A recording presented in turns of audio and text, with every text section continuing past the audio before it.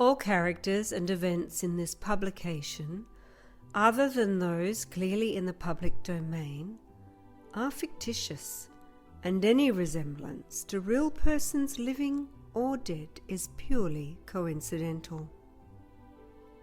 Copyright 2016 by R.L.KooyBooks. R.L.KooyBooks presents The Master of Names by R.L. Kooy. A reading by Jeanette Kooy. Chapter 4, Part 2. It is always better if you practice your runes and your pentagrams in your private time, because then you will be ahead and not unprepared. Be prepared and practice drawing each pentagram inside your book. Practice drawing the runes, pentagrams, and wards. If you know how to draw these correctly, it will help you in the long run. A poorly drawn pentagram can lead you to summon the wrong creature and not an elemental. Students who have failed to draw it correctly... Professor Deacon paused a moment to give time for the first-year students to gather their reaction. Have faced serious ramifications or death. Please practice these in your own time. You can wait until the official lessons start, but I do suggest that you practice these diagrams diligently, ritually, and committedly. Learn how the runes are shaped and get ahead. Now, let's get on to basic magic. He quickly retrieved another set of books and handed them to the class. Please turn to Chapter 1 of Basic Magic Training. All of the students listened intently, and Plum leaned closer, eager not to miss a word. Here is an appropriate section to begin with, began Professor Deacon, opening his book. Chapter 1, Healing Wounds. Please memorize this incantation. Mak narak dat zauch. If you can memorize this, you will never need to go to a healer. Very useful. Again, repeat after me. And the students did so. Deacon observed the students and found that they were not very competent wizards. But then, they are only first years, and this is only page 1 of chapter 1, so maybe there is hope, Deacon mused. Still, they kept on, the murmuring intensifying to a rabble, as each student tried to properly pronounce the incantation. Deacon walked around the class, correcting students as he did so. Then he heard the words spoken properly. Mak narak das zauch. He whirled around to find the student who had finally got it right. His eyes fixed on Plum. Well done, Plum. You're quite the wizard prodigy, said Professor Deacon.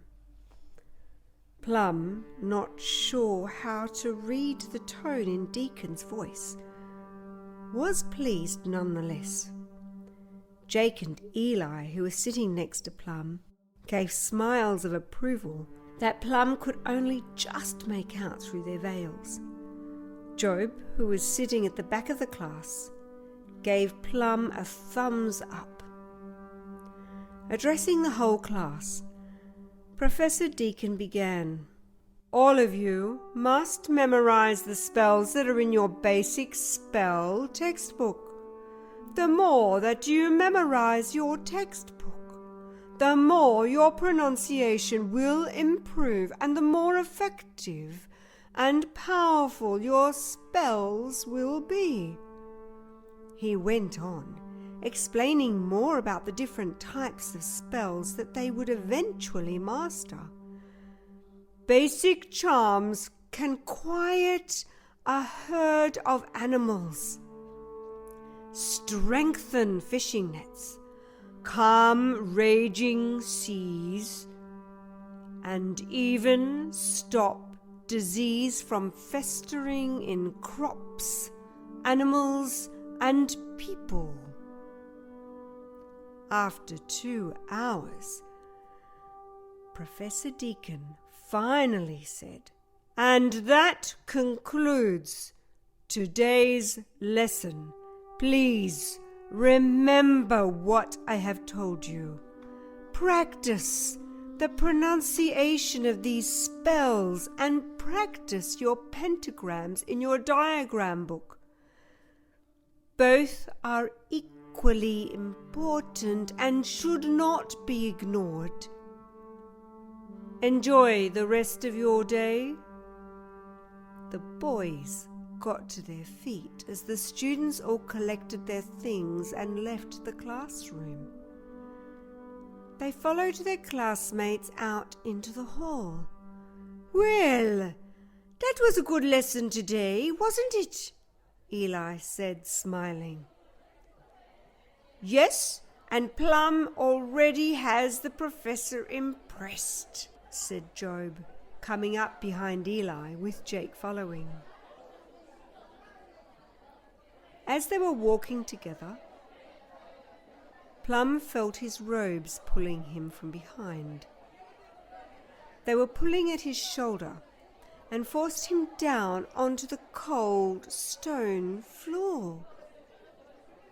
A girl with blonde hair held him down, pinning him there. "Why could you do that spell correctly while everyone else couldn't?" she said accusingly. Plum looked confused and said in an even more confused tone, "Because if you pronounce it correctly, you get it, right?" The girl's face turned red with anger, although Plum couldn't see her under her apprentice's blacks. "That's not the point. I should have been the one to get that incantation right, but you just had to outdo yourself," Job cut in. "Excuse me, but who are you?" "I'm Sylvia, and I plan to best you all." Eli smiled and, slightly amused, said, My, should we be scared of a little girl?" Plum tried to make signals for him to stop jeering, but it was too late. Sylvia had already become very angry. "If you don't let him go, I'll use this," Jake said, pulling his wand out of his cloak and pointing it at Sylvia. Plum tried not to laugh at the sight of his friend gallantly defending him, a short boy pointing his wand at the furious girl who was a good head taller than him. Then Job cut in. "Come on, you can't harm her anyway. We haven't learnt any offensive spells yet.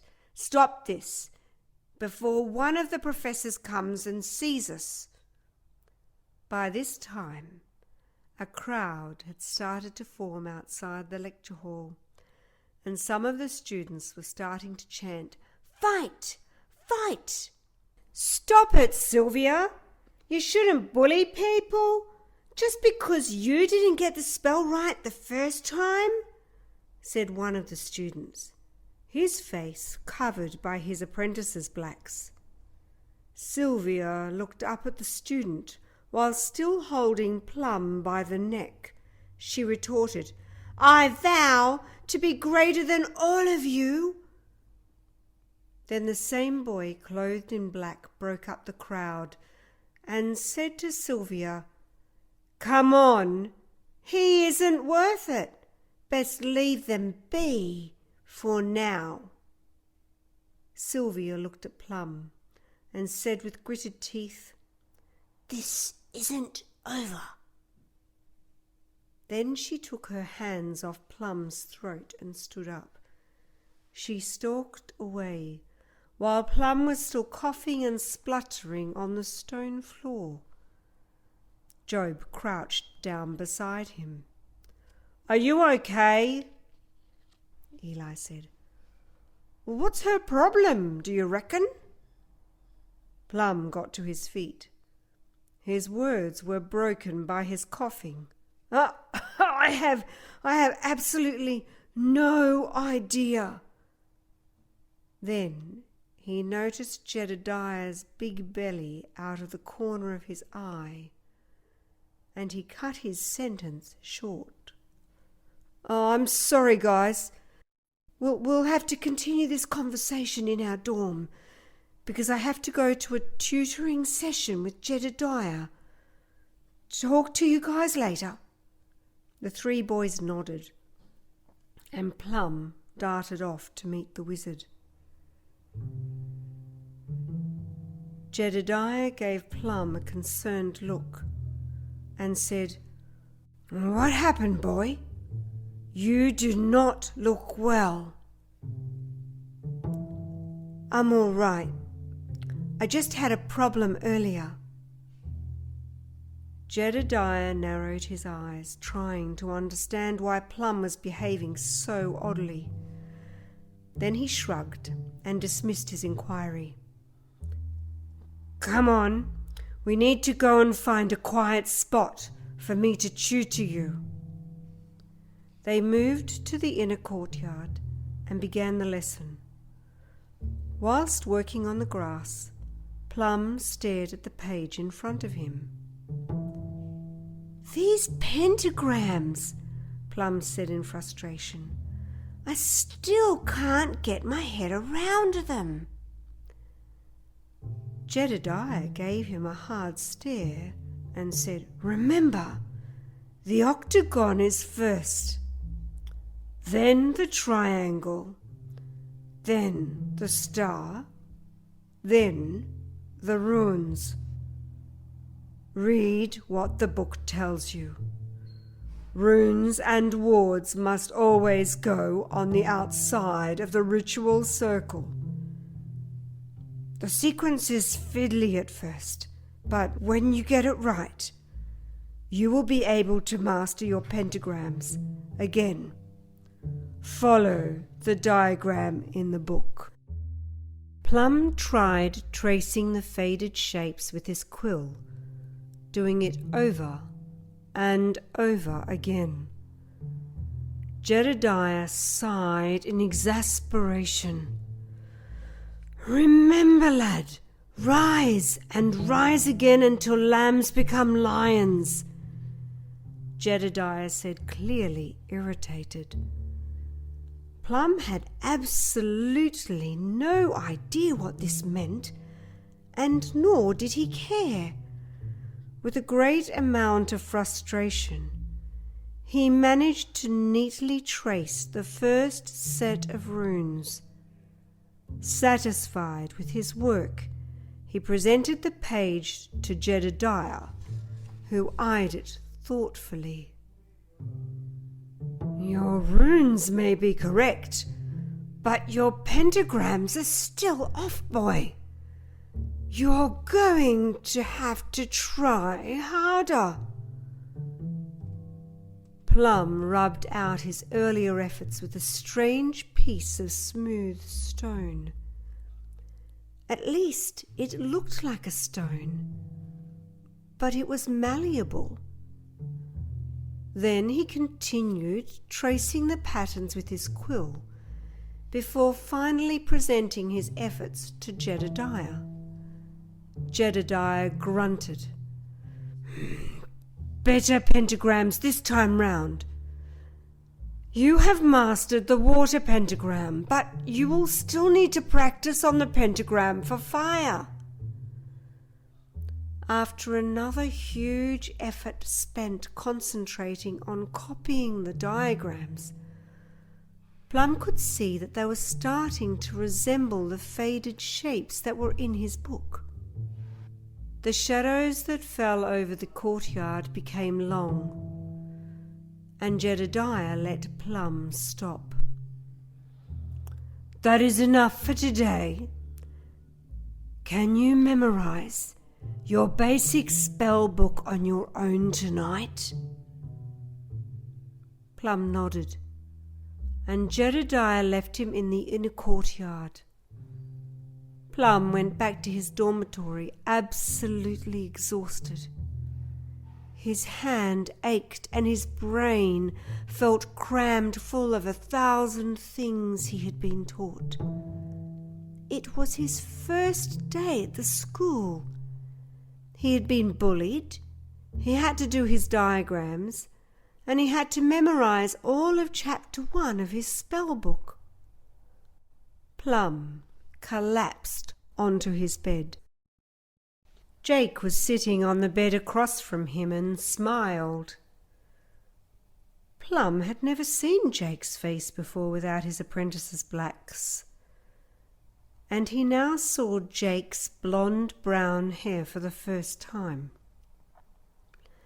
Plum assumed that the students came back to the dorm room to relax, and they could take off their impossibly thick robes here.